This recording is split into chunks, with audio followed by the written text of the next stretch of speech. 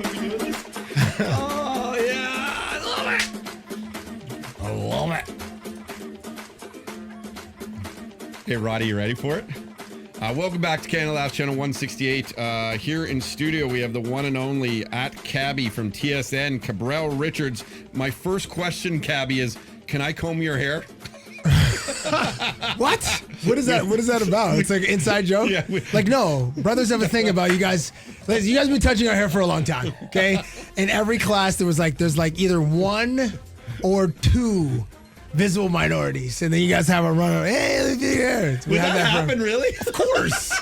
Shut up, Todd. I never went there was one kid in your class in grade 3.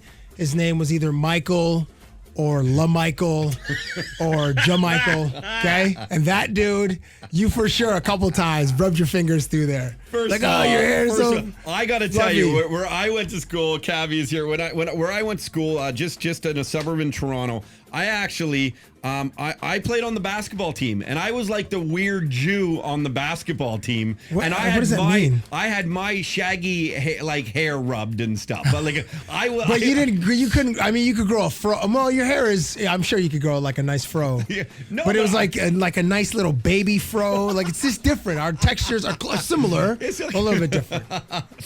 Oh my goodness! If you don't know, Cabbie's black. Well, I just said brothers. I said us. Yeah. Well, people, there might be one who doesn't know who you are and hasn't seen you. No, that's fair. That's absolutely fair. How's life going, man? Things are wonderful, man. Things are wonderful. Good. How are the Coors Light games? That looked like a fun little thing you were part of. I wish I could have been a participant, because when we did the Nationals, we shot it at this rich guy's estate about 45 minutes outside of Toronto. This dude had 100 acres or whatever. So we set the whole thing up there.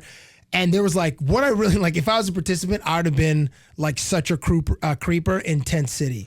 There's an area where this is where all the participants slept. It was 4 to a tent. They had power. They had lights or whatever. They had a power bar on the outside of each tent. But I'd have been up and down are you still up? You know how sometimes you do that to your girl, and she's like, are you still up? And she's like, no, I'm trying to sleep. But anyway, if you were, as a participant, it was like being in a real life beer commercial. There's these fun games. Everybody's it's free beer, and it's an amazing day. And you're just kind of running around with your buddies. And it would have been awesome. For me, I wasn't drinking or anything, because I had to we had to record the show. We had to film the show. Working. So I didn't get to play as much as I hoped. But still, being a part of a promotion like that, and obviously, you're obviously, tight with the Molson and Coors Light family and everything. But that's got to be the fun part of your job, where it is a sponsored thing. But you know what? Everyone here is legitimately having a blast. Yeah. No, it's a lot of fun. I mean, we get aside from doing my regular interviews with athletes and stuff like that, I got to go do be in a real life beer commercial. What you see on TV was kind of how it was. Other than the slow motion and the girls running and that kind of thing, there were some girls running, and some of them looked like they could have been in slow motion. There was a couple that were bad as hell. There were 2 girls that were these girls are 11 out of 10s. Just too much. 11s. Too much. Oh, I was just talking to a couple of my dudes today, and we're talking about creeping on Instagram and whatnot. I'm a super creeper. And I'll give you a little nugget of what I do. All right. Just because here's the nugget for the listeners of your show, the Todd Shapiro show. Follow photographers.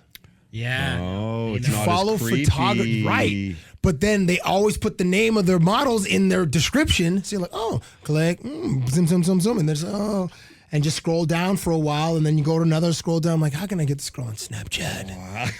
Then all bets are off. Cabbie has a draft system for hot girls. It's amazing. Dude, I'm in 3 fantasy football drafts and 1 real life football draft. I just have the last pick, unfortunately. With the friends that I've got, I'm waiting. Why do you hang out with a good crew of guys that are good looking and fit and they're movers and shakers? Oftentimes, Todd, I have girls telling me how much they love my friends. Oh my, I love Nigel. I love RT. I love they always love my friends. I'm like, cool. Yeah, let me help you. Thanks. Make out sessions with my friends. What about me over here? Yeah. I just want a couple hugs. That's it.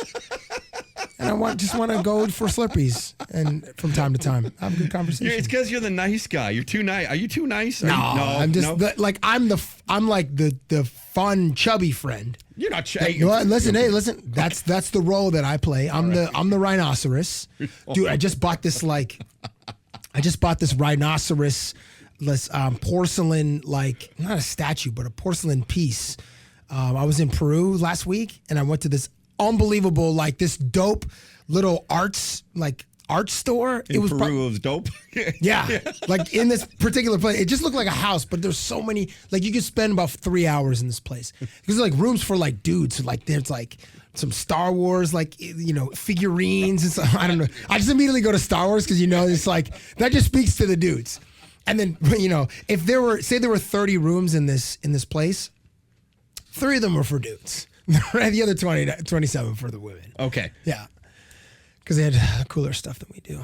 But you're telling you got something there. Yeah, I bought a porcelain thing of a rhinoceros. Okay. Because I'm very akin. That's my spirit animal. Really? Is a rhinoceros. I mean, it's not based on any kind of literature. That's just what I feel in my heart. Oh, isn't that sweet? Yeah, a rhino, just thick skin, and we have no tact. We're just like, just sweaty animals, just loose. That's me. How was your summer? Did they know you're wearing a Kobe Bryant jersey today? No, I didn't tell anyone yet. I did this for Cabbie. Cabbie's he's your god. He's your guy. That's what do you mean, my God? No, there's only one. But okay. Yeah, Kobe's my dude. He's your dude. Yeah, you were in a helicopter with him once. I was. Yeah, it was surreal. It was like I was like. I couldn't, like, it was so short. It was only like 20 minutes, but still, I was like, we're flying over. House to... No, we went from an airport to another airport, but he drove shortly to one airport, flew to the other, and then we went to practice. It's the worst way ever to die, though, is in a helicopter with Kobe Bryant, because no one would remember 1,000,000%. You would never. It would be like helicopter crash kills NBA legend Kobe Bryant, and there were 3 other people in the helicopter. Lupel told me a story recently. He was coming. Joffrey Lupel plays for the Leafs. He's a big music fan. He was at Osheaga in Montreal, and he was on a plane. So he was flying from LA to Montreal on a plane with Nas and Kendrick Lamar. Oh wow! And he's like, I wonder if this plane goes down, would I make it to the CNN scroll? Like, would I be on the CNN ticker? There'd be Nas, Kendrick Lamar, and 148 other people, died. Yeah, I once flew I flew with Russell Peters and Howie Mandel once from LA to Toronto. Oh, nice. Those trips from LA to Toronto are all. And not only did I think to myself, would I not get on the ticker of CNN for someone who died in the plane? They didn't even say hi to me.